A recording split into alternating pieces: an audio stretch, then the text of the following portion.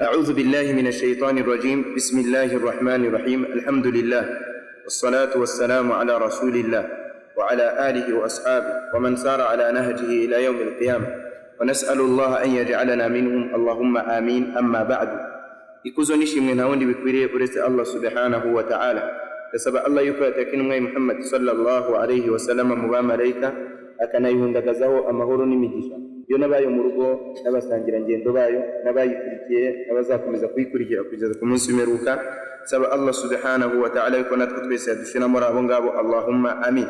Hanyuma y'ibyo bagaragu ba Allah, turacyari gusobanura igitabo Sharhul Qawaid al-Arba' cyanditswe cyangwa se cyasobanuwe na Sheikh Salih al-Fawzan hafidhahullah.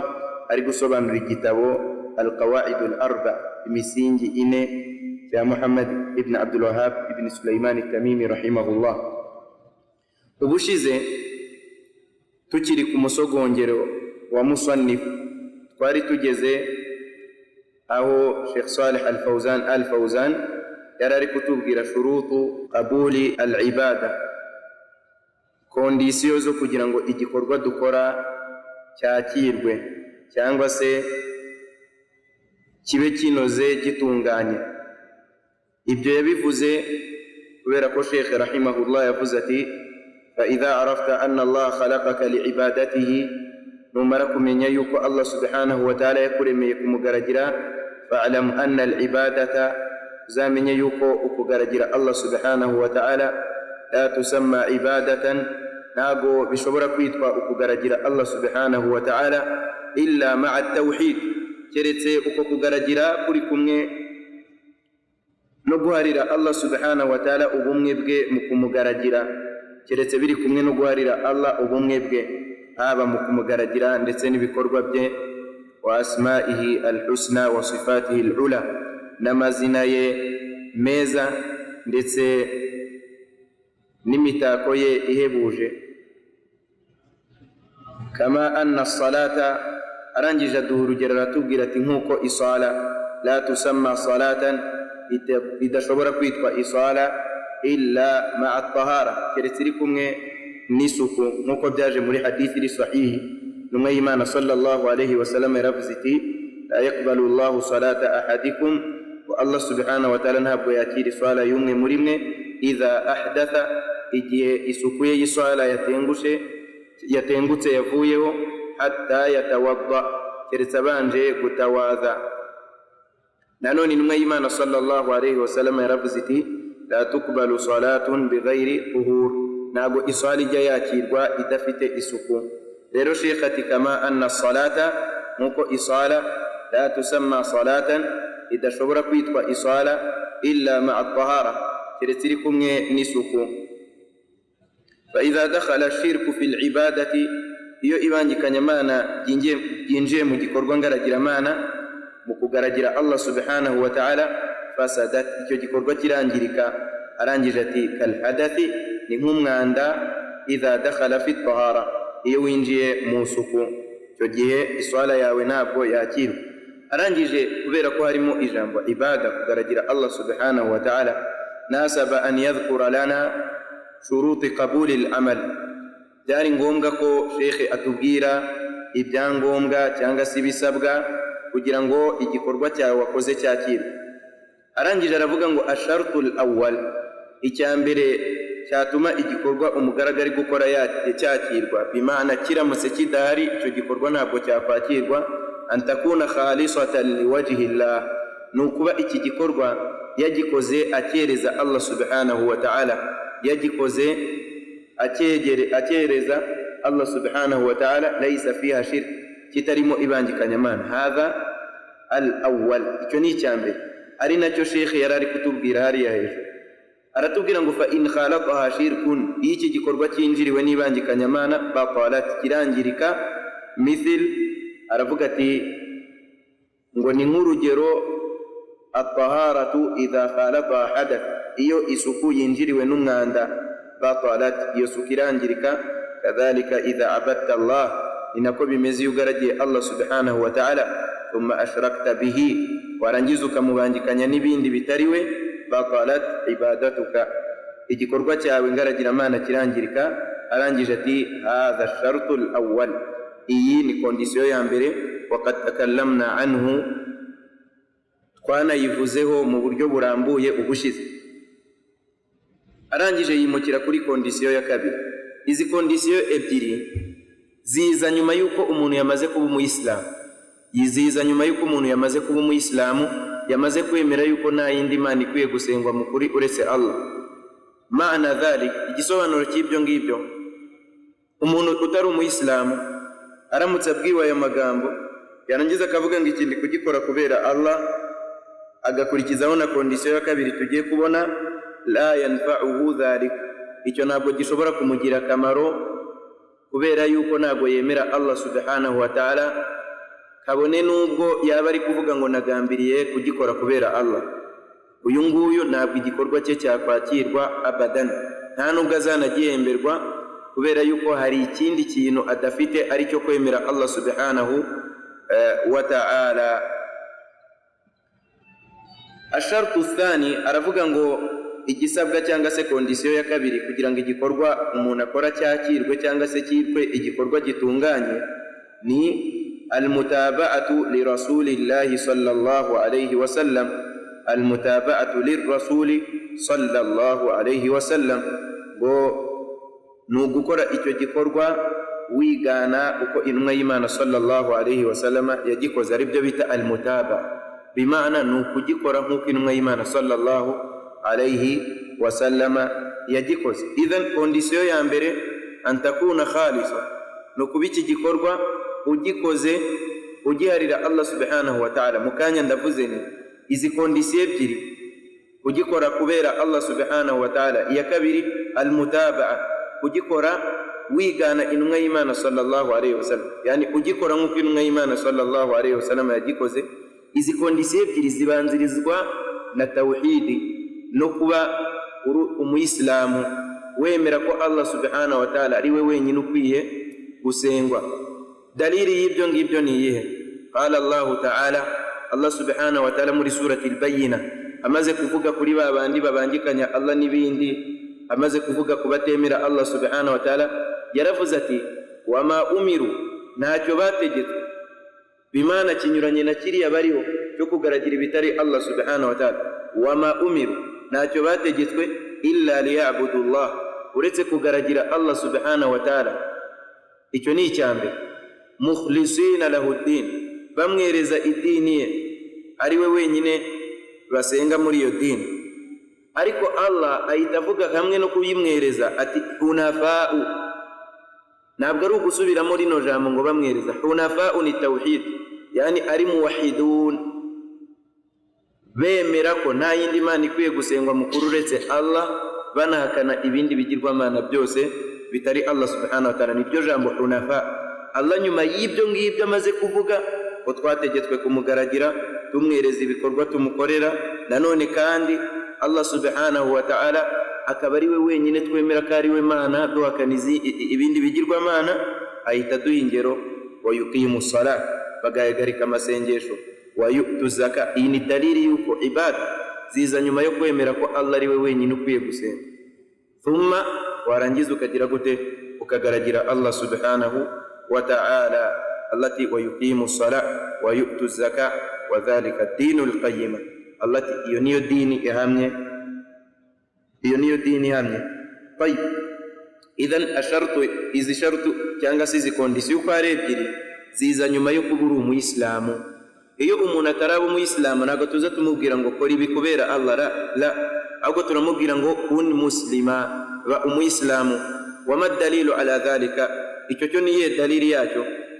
Lamma ba'atha an-nabiy sallallahu alayhi wa sallam Mu'adhan ila al-Yaman, intumwa y'Imana sallallahu alayhi wa sallam ubwo yoherezaga Mu'adh muri Yamani, yaramubwiye ngo innaka ta'ti qauman min bani Isra'il min ahli al-kitab, mu by'ukuri wowe ugiye gusanganira abantu bo mu bahawe igitabo, ugiye gusanganira abantu bo mu bahawe igitabo. Harimo ko idini y'abahawe igitabo ari bo banasara ndetse n'idini y'abayahudi, yani abatari abayisilamu, idini yabo nyuma y'ubuyisilamu ntabwo iri mu'tabar, ntabwo igenderwaho, bagomba kuba abayisilamu.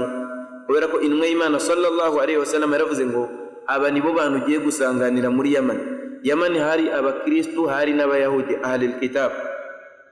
Hanyuma intumwa y'Imana sallallahu alaihi wasallam yamwohereje kuri ahlul kitab. Tuzanabibona muri iki gitabo ko intumwa y'Imana sallallahu alaihi wasallam ntabwo yigeze itandukanya amadini yari ariho icyo gihe, bose yabahamagariye kwemera Allah subhanahu wa ta'ala no kugaragira nde Allah subhanahu wa ta'ala.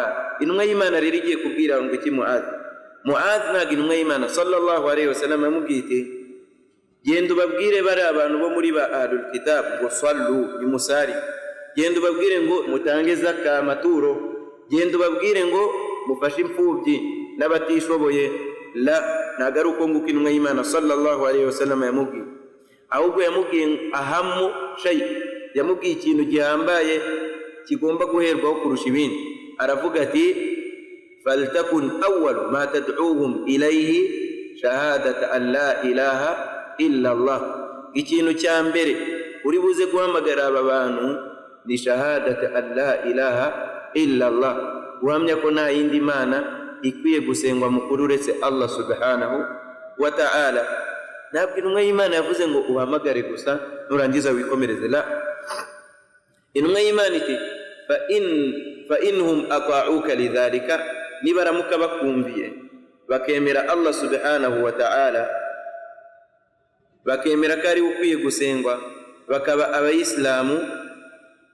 Intumwa y'Imana sallallahu alaihi wasallam iti fa'alimuhum, uzabigishe ubamenyeshe anna Allah, ko Allah subhanahu wa ta'ala iftarada alaihim 5 salawat, yabategetse amasengesho 5 fi kulli yawmin wa layla, ku manywa ndetse na nijoro.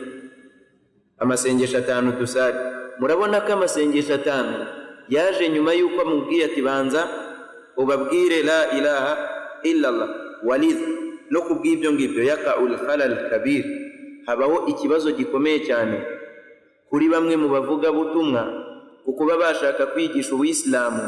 Umuntu akinjira ubuyisilamu ashhadu an la ilaha illa Allah wa anna Muhammada rasulullah, ibyo yabirangiza igagutawaza ila al-abad, ujya kwicururiza, nta kindi kintu amwigisha.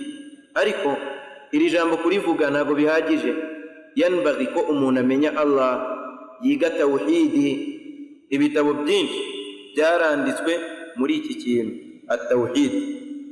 Rero niba umuntu yinjiye uwisilamu kugira ejo utazamusanga yongeye gusubira ku gacupa no kuva ku dini, nuko ugomba kugira gute gushimangira cya kintu wamushizemo, nawe kumubwira ngo abantu bose ngo natoye shahadu ni ibiki? Ngo ni ashhadu an la ilaha. Ntabwo azi icyo bivuze, ntabwo azi icyo bimaze, ntabwo azi uburyo agomba kubirinda. La, ubwo yahise amenya iswala surati al-Fatiha, gutawaza ma'a salam. Ubwo ni mu soko nkataha nkasari, mu soko nkataha nkasari. Hadha laysa sahih, ibingibi ntabwo ari sahih. Min al-muhimmat, mu bintu bihambaye umuyisilamu agomba kwiga ni at-tawhid. Birababaje cyane kubona umuntu amenya ukagaragira Allah subhanahu wa ta'ala atari yamenya Allah. Buriya hari umuntu ushobora kwinjira mu nzu atamenya umuryango wawe? La yumkin. Ikindi ntawe wakwinjira mu nzu adafite urufunguzo igihe ifunze. Yanbaghi ko ashaka urufunguzo akayifungura akinjira.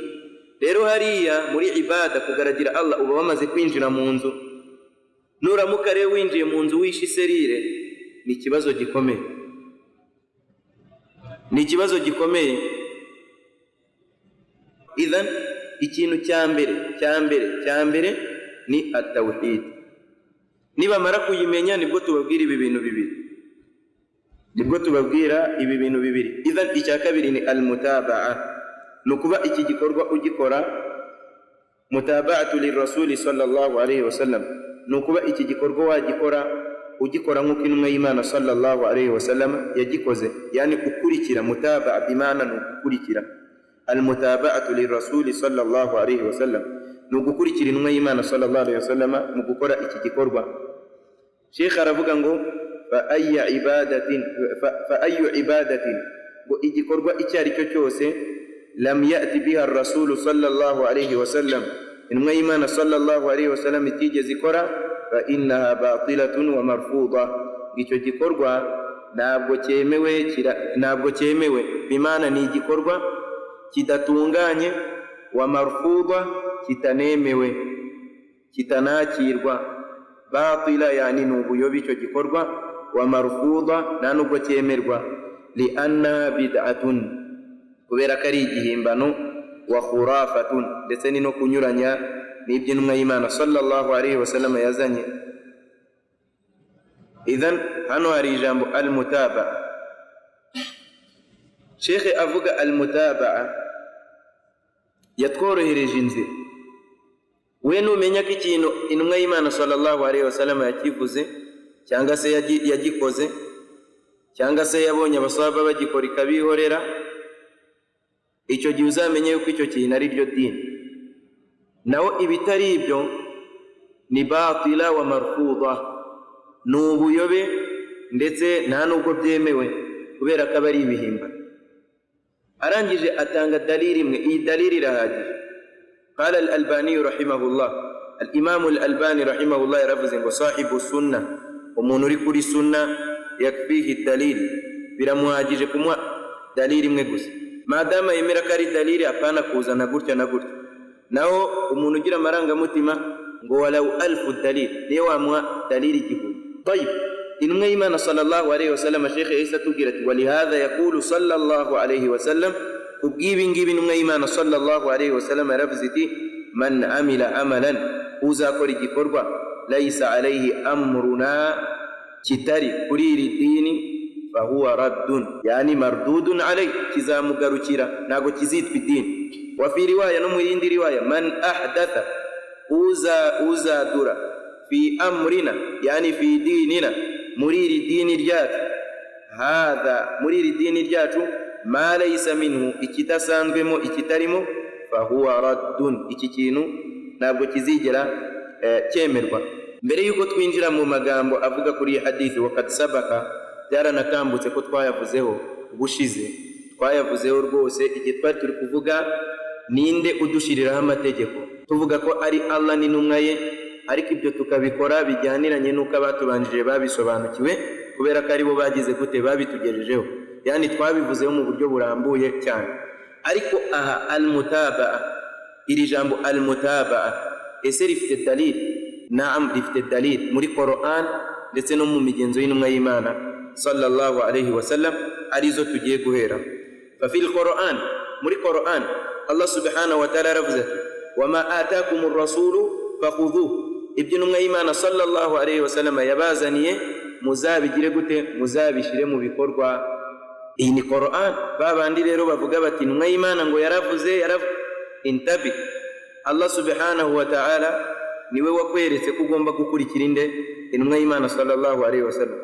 Faman idda'a, wa undi wivuga avuga ngo muti'ur rahman, yumvira Allah subhanahu wa ta'ala, walam yamtathil kalama an-nabi sallallahu alayhi wa sallam, niyumvire amagambo y'intumwa y'Imana sallallahu alayhi wa sallama, kalamuhu hadha batilun wa kadhibun, amagambo ye ni ubuyobe, ni no kubeshya, kubera ko law kana haqqan, iyo biza kurikira Qur'an yari gukurikira iyi aya.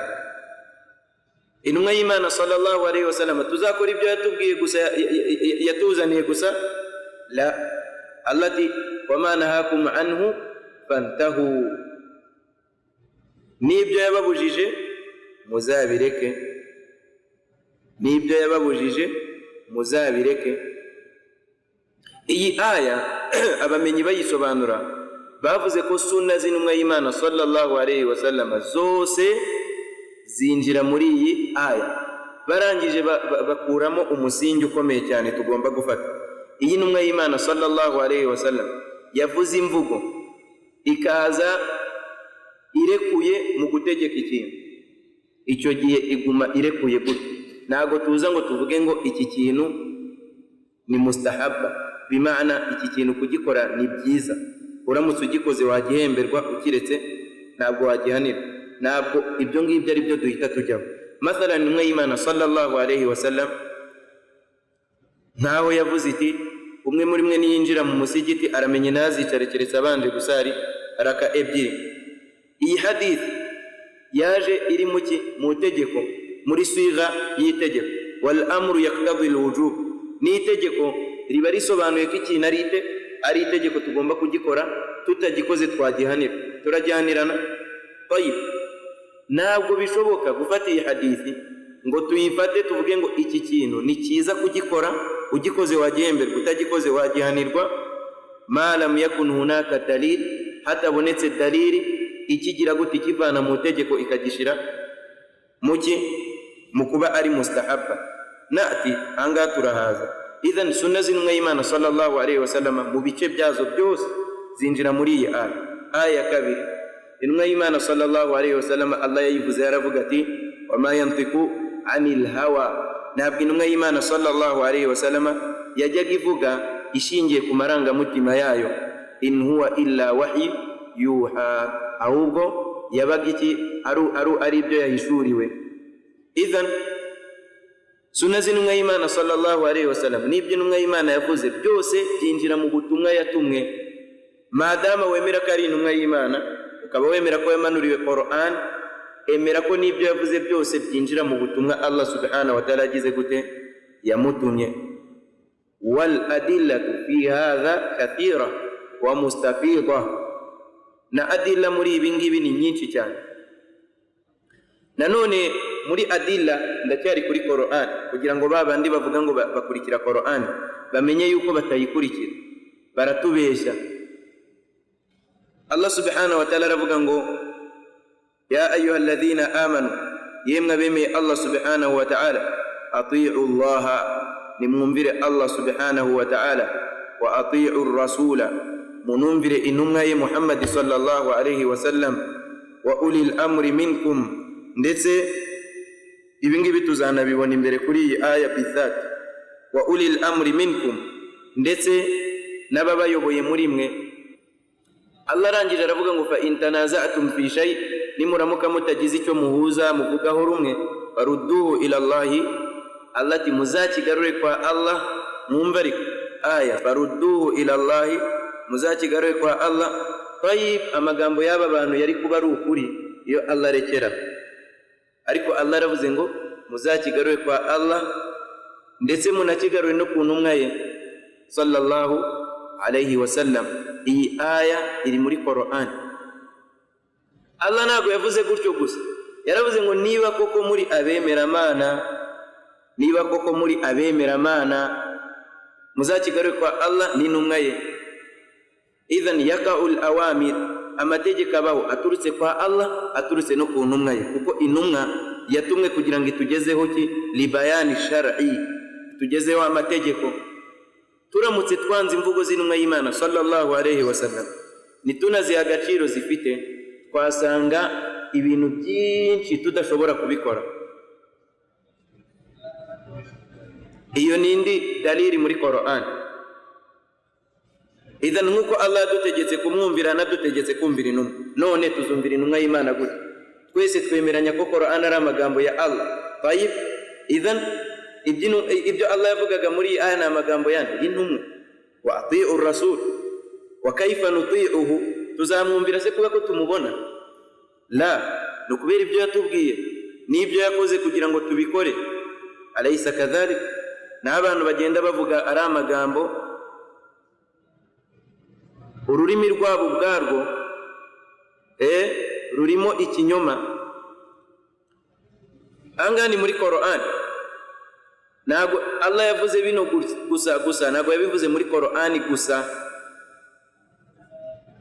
ngo agarukire kuri ibi. Aya ni nyinshi, ntabwo igihe dufite gishobora gutuma tuvuga ibyo byose. Nanone muri Qur'an Allah yaravuze ati falyahdhari alladhina yukhalifunahu an amrihi an tusibahum fitna, bararye bari menge babandi banyuranya n'amategeko y'intumwa y'Imana sallallahu alayhi wasallam, ko bashobora kugerwaho n'ibigeragezo cyangwa se bakagerwaho n'ibihano bibabaza. Iyo ni aya. Iyi aya umumenyi bita Imam Ahmad bin Hanbal rahimahullah yarayivuze kugira twumve maani zayo. Aravuga ngo ajibtu liqaumin arafu al-isnada wa sihhatahu, ntangazwa n'abantu bazi imvugo z'intumwa y'Imana sallallahu alayhi wa sallam no kuba zifite ubuziranenge ari sahihi. Yadhabuna ila ra'yi Sufyan, ngo bagendera ku bitekerezo bya Sufyan. Sufyan ntabwo yari umumenyi mubila, ahubwo we yashakaga kugira gute kunenga aba bantu, kubera ko bo ntabwo bari ku murongo nk'uwo Sufyana, umwe muri ba Sufyana yaragamije, ntabwo nibuka uwo ari we, ariko yaragamije ko umurongo bakwiye kugenderaho n'uw'intumwa y'Imana sallallahu alayhi wa sallam. Idhan aravuga ati ntangazwa n'abantu bamenye ahadithi z'intumwa y'Imana no kuba ari imamu. Yadhabuna ila ra'yi Sufyana, bagendera ku bitekerezo bya Sufyana. Ngo kandi Allah yaravuze ati, ahita avuga iyo aya twavuze. Nanone Ibn Abbas radiyallahu anhu yaravuze ngo yushiku an tanzila alaykum hijaratan minas sama, igihe kiregereje ko habamanukira imvura y'amabuye ivuye mu kirere. Aqulu qala Allah, ndavuga ngo aqulu qala Rasulullah sallallahu alayhi wa sallam, ndavuga ngo intumwa y'Imana sallallahu alayhi wa sallam yaravuze. Wataquluna qala Abu Bakr wa Umar, namwe mukaza mukavuga ngo Abu Bakr na Umar baravuze.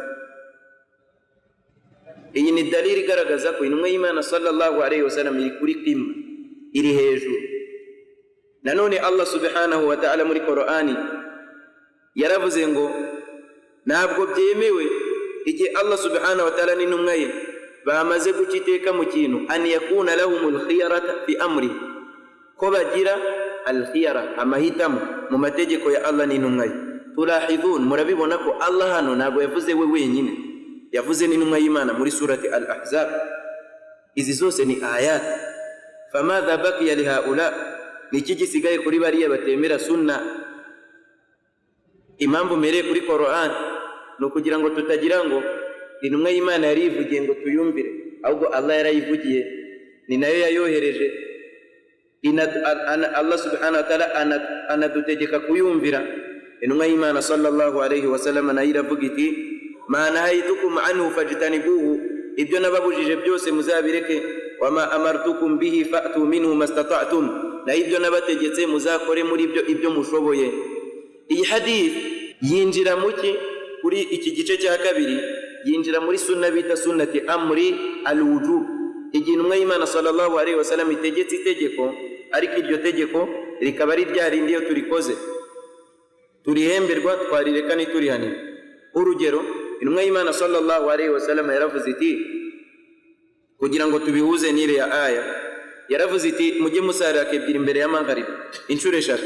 Imaze kubivuga inshuro eshatu, iyo intumwa y'Imana imara ibireka gutyo gusa, salli rak'ataini qabla al-maghrib, iyo ireka iryo tegeko gutyo gusa, la lazima alaina, byari kuba itegeko kuri twe tukajya tunasari gute, tukajya tunasari buri mbere ya magharibi nk'itegeko. Hanyuma intumwa y'Imana sallallahu alayhi wa sallam yongeraho ijambo ngo liman sha, kuri wa wundi uzagira gute, uzashaka. Iyi hadithi cyangwa iri jambo intumwa y'Imana yavuze ni karin, igaragaza ko gusariza iraka atari itegeko. Wakadhalika hari intumwa y'Imana sallallahu alayhi wa sallam yagiye ivuga amategeko, ikongeraho ijambo ngo illa an tatawwa, iravuga ngo twategetse iswara eshanu illa an tatawwa, keretse igihe ugiye kugira gute, gukora umugereka. Iyo nayo ni dalili igaragaza ko intumwa y'Imana sallallahu alayhi wa sallam iyo ivuze ikintu yarangiza ikakivuga gutyo gusa kiri mu tegeko, icyo gihe kiba kiri kuri wujub, kiba ari itegeko nk'uko Allah dutegeka. Naho igihe intumwa y'Imana sallallahu alayhi wa sallam ivuze ikintu hakaza karin muri iyo mvugo, yani ikintu kiza kugikura mu tegeko muri iyo mvugo, cyangwa se mu zindi mvugo intumwa y'Imana sallallahu alayhi wa sallam ishobora kuvuga nyuma, icyo gihe bihita bigaragaza ko icyo kintu atari itegeko. Dalili igaragaza ko intumwa y'Imana nanone ishobora gutegeka. Naho umuntu wabajije intumwa y'Imana sallallahu alayhi wa sallam niba yajya akora hijja buri mwaka, intumwa y'Imana imwihorera, ku nshuro ya gatatu iravuga ngo law qultu na'am, ndamutse mvuze ngo yego, la wajaba alaykum, iyi hijja yari kuba itegeko kuri mwe mwese, wala mastata'tum, kandi ntabwo mwari kubishobora.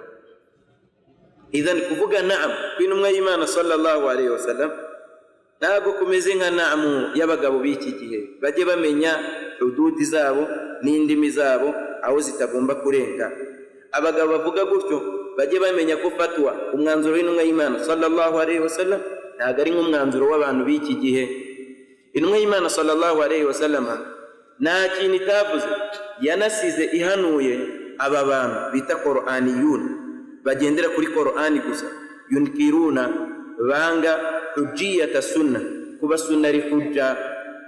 Yaravuze ngo yushiku an ya'ti ala ahadikum rajul muttaki'an ala arikatihi, igihe kiregereje ko habazira umugabo yicaye yegamiye ku mafuteri yicaye neza, ya'tihi hadithu mimma haddathtu bihi, amuzire hadithi muzonavuze, fayaqulu la adri, narangiza avuge ngo ibyo ntago mbizi, ma wajadna fi kitabillahi taba'na, ntacyo twasanze mu gitabo cya Allah uretse ko twagikurikiye.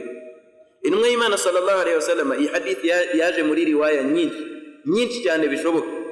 Mu yindi riwaya harimo ko nguyu mugabo azavuga ati ngo hadha kitabullah, iki ni igitabo cya Allah Qur'an, fama wajadtum min halalin fa ahilluhu, cyo muzasangamo kiri halal muzakizirure, wama wajadtum fihi min haramin fa harrimuhu, cyo muzasanga muri iki gitabo kiri haram muzakiziririze. Intumwa y'Imana sallallahu alayhi wasallam nyuma y'aya magambo amaze kuvuga kuri uyu mugabo, nibi biragaragaza ko intumwa y'Imana sallallahu alayhi wasallam ibitangaza byayo birenze ibyo dukeka, aho yahanuye aba bagabo batarabaho uyu munsi tukaba tubabona biyemera birata bashaka ko dukurikira imvugo zabo. Intumwa y'Imana iti amagambo yanjye, amategeko nategetse ni nk'amategeko ya Allah subhanahu wa ta'ala. Muri hadith iri sahih iri muri sunan at-Tirmidhi na Ibn Daud ndetse na musnad al-Imam Ahmad wa ghayrihim.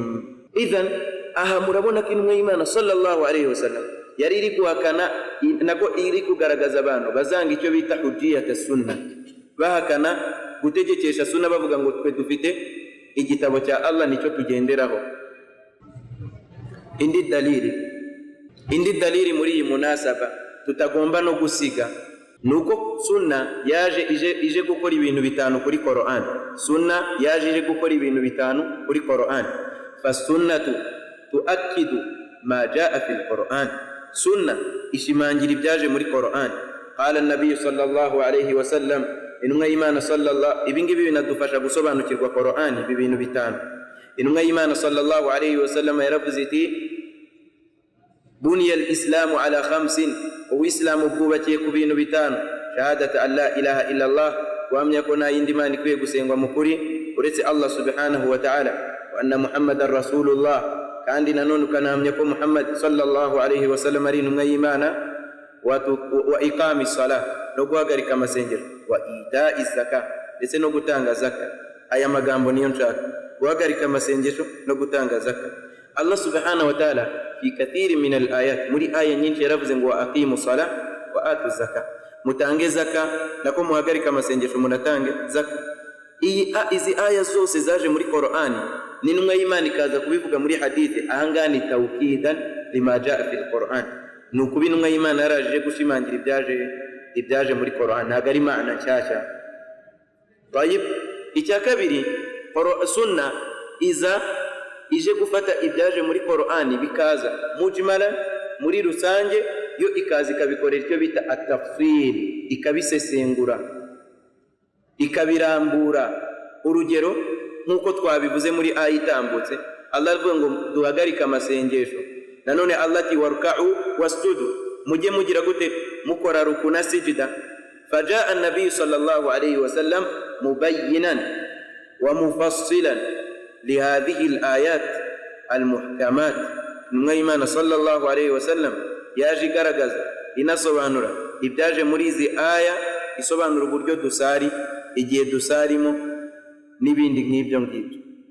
Naraka dusari, walau qala hadha ar-rajul kalamahu, uyu mugabo aramutse avuze aya magambo yapfuye, tukamubaza tuti yewe kuvuga ko usari byaje muri Qur'an, ngambwira ibihe by'iswala, araza aravuga ati ngo Allah subhanahu wa ta'ala yaravuze ati muri Qur'ani harimo wenda urugero, Allah subhanahu wa ta'ala aho yavuze ngo aqimi salata liduluki shams ila ghasaqi al-layl wa qur'an al-fajr inna qur'an al-fajr kana mashhuda, ngo mujye musari, siko bimeze, liduluki shams, igihe izuba rigize gute, rirashe ila ghasaqi al-layl kugeza izuba rirenze ngaharimo al-maghrib na al-isha byanditse muri iyi aya mafi naam birimo ariko nuramuka ugiye gusobanuza ubwenge bwawe lan yabqa ntakiri busigarane nawe uretse swala zingahe eshatu muri mafuhu muri buze kumva sah bimana nzajya nsari igihe izuba rirashe nsari hagati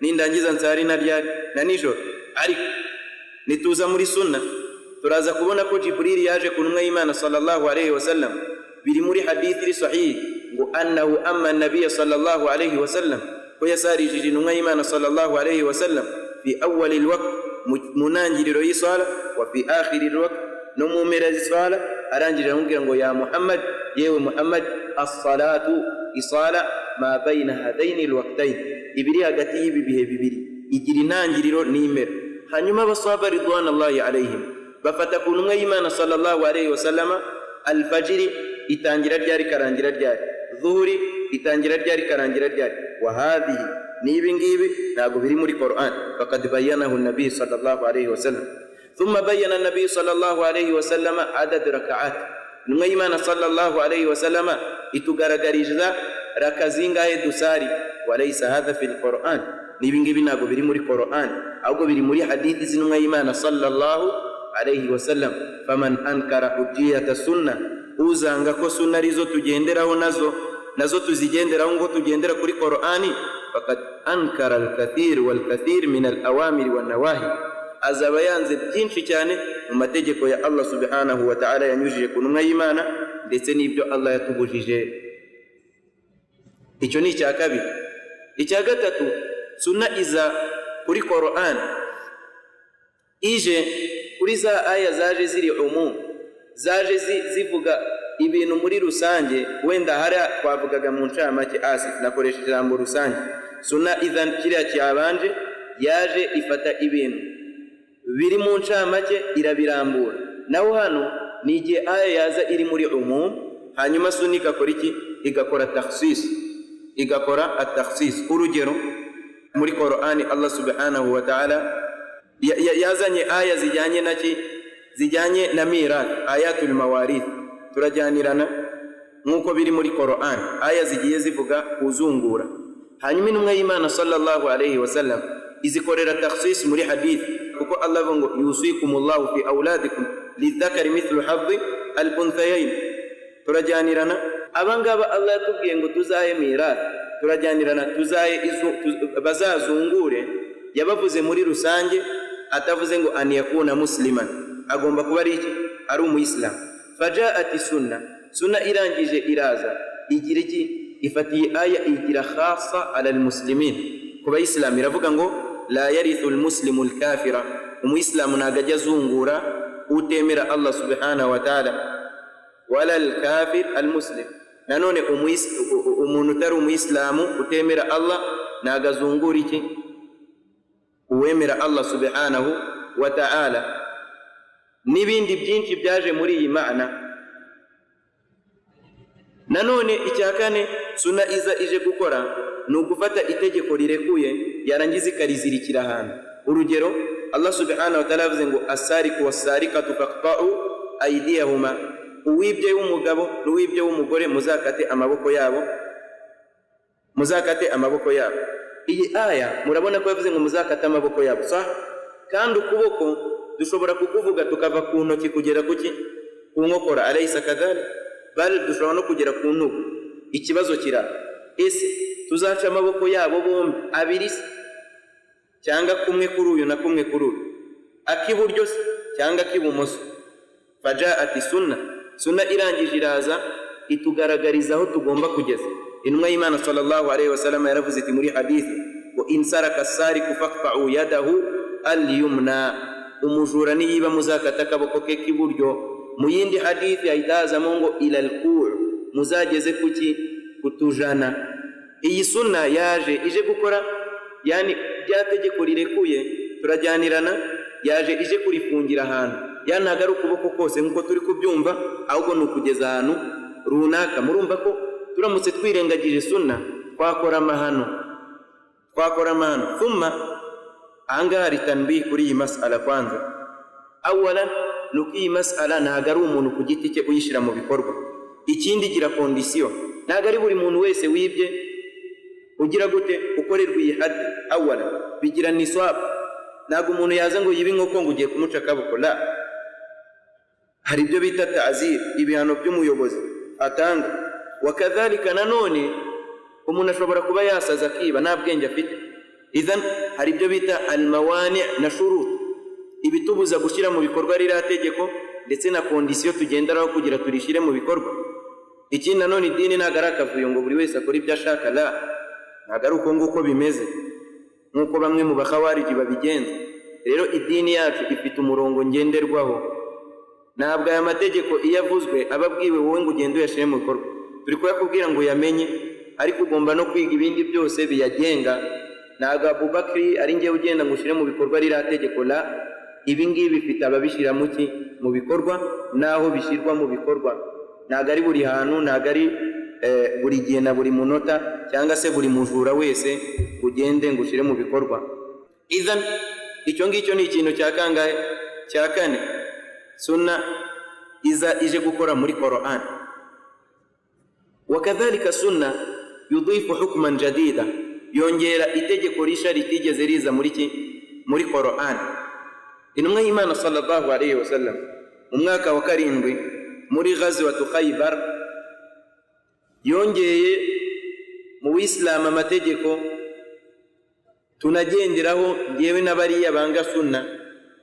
Tumaze kwemera ko intumwa y'Imana sallallahu alayhi wa sallam ari intumwa yatumwe na Allah subhanahu wa ta'ala kugira ngo itugaragarize amategeko, tukanemera yuko itavugaga ishingiye ku marangamutima, tukanemera yuko ari nayo yatugejejeho Qur'an. Wa adda al-amana, ko nanone kandi yatanze indagizo. Wa nasaha al-umma, inaha umma ibyiza byose, la khayra illa dalla al-ummata alayhi, nta cyiza uretse ko intumwa y'Imana kitweretse.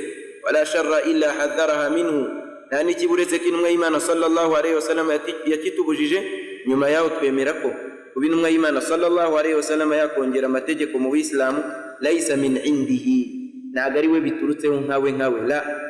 Ahubwo biri mu butumwa Allah subhanahu wa ta'ala yamutumye. Walidha kubwiyo mpamvu intumwa y'Imana sallallahu alayhi wa sallam kuri uyu mwaka wa Khaybar hari ibintu yagize gute yaziririje, ari byo kullu dhinabin min as-siba, kari haramu kurya buri nyamaswa yose ifite imikaka, aya menyo ya hano ameze amenyo nkari y'intare, ipusi n'ibindi nk'ibyo ngibyo. Zira nyamaswa ziri za muftaris, intare, ingwe n'ibindi nk'ibyo ngibyo.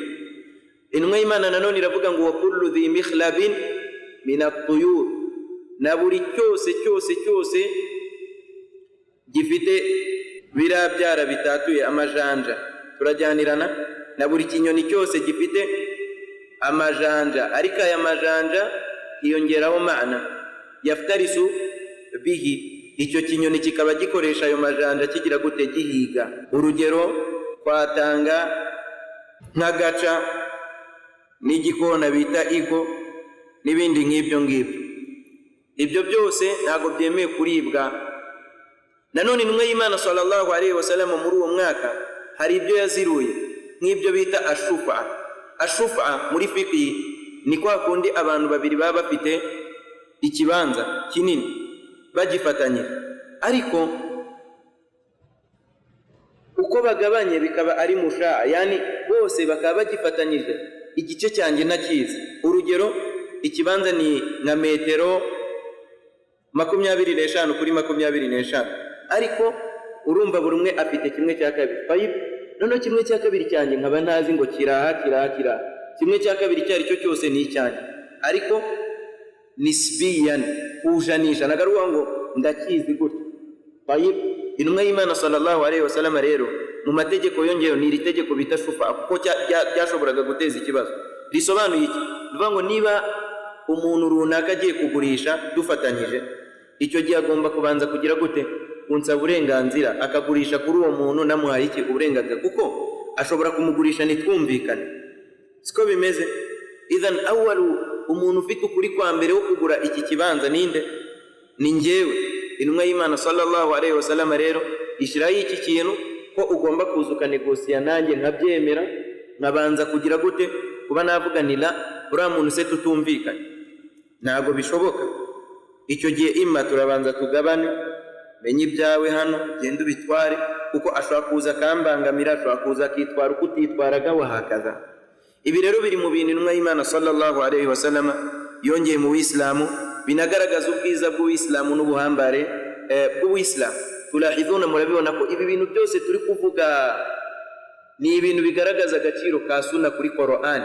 Wa man alima hadha, nuwamenye ibi ngibi, alima anna sunnata, yamenye ko sunna z'intumwa y'Imana sallallahu alayhi wa sallam zibereye igihe cyose, nta nubwo zinyuranya na Qur'an. Naho jahil, injiji itazi yijya niyiva, niyo iza igapfa kuvuga ibyibonye mu dini y'Uwiteka Allah subhanahu wa ta'ala. Iyi ni kondisiyo rero ya kabiri yuko dukurikira intumwa y'Imana. Gukurikira intumwa y'Imana nahita ngaragaza adilla zaje zitugaragariza agaciro k'iby'intumwa y'Imana sallallahu alayhi wa sallam yaje ituzaniye n'uburemere bwabyo, no kuba intumwa y'Imana ishobora gutegeka ikanabuza. Kwemera intumwa y'Imana sallallahu alayhi wa sallam rero, nk'uko twabibonye ubushize, twaravuze nk'uko duhamya ko nta yindi Imana ikwiye gusengwa mu kuri uretse Allah, ni nako tugomba kuyiharira ibikorwa. Nanone nk'uko duhamya ko intumwa y'Imana sallallahu alayhi wa sallam, uko niko Abdul Muhsin al-Abbad al-Badri hafidhahullah yabivuze, nk'uko twemera ko intumwa y'Imana ari intumwa y'Imana, ni nako tugomba kugaragira Allah tunyuze ku by'intumwa y'Imana yagize gute, yatweretse, tukirinda ibihimbano nk'uko Sheikh yabitubwiye muri hadith. Uko nguko niko idini yacu imeze. Ta'atuhu fima amara, kumvira intumwa y'Imana mu byo yategetse. Tasdiquhu fima akhbara, kwemera ibyo yaje avuga. Ijtinabu ma anhu naha wa zajara, kujya kure n'ibyo intumwa y'Imana sallallahu alayhi wa sallam yabujije. Alla yu'bada Allah illa bima shara, ukanamenya ko Allah atasengwa keretse tunyuze ku by'intumwa y'Imana sallallahu alayhi wa sallam yagize gute, yatwerekereye. Ibi ngibi nibyo bishimangira iyi kondisiyo.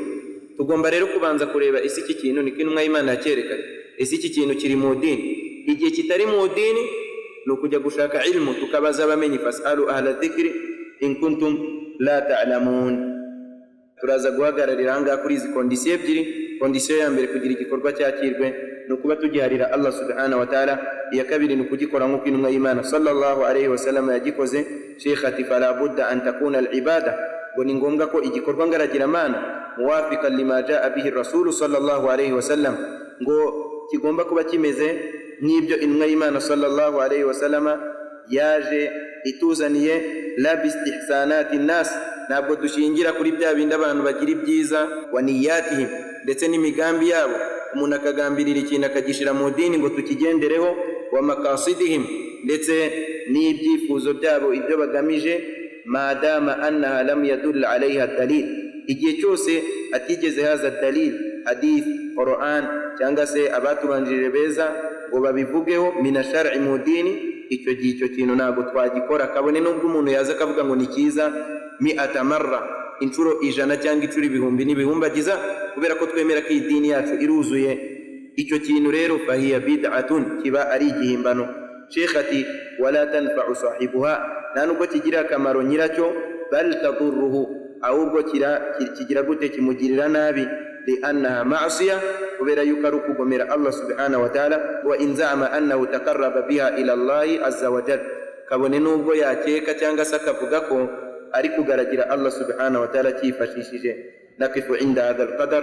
صلى الله على سيدنا محمد وعلى آله وصحبه وسلم. سبحان الله وبحمده، سبحانك اللهم بحمدك، نشهد أن لا إله إلا أنت، ونستغفرك ونتوب إليك. السلام عليكم ورحمة الله وبركاته.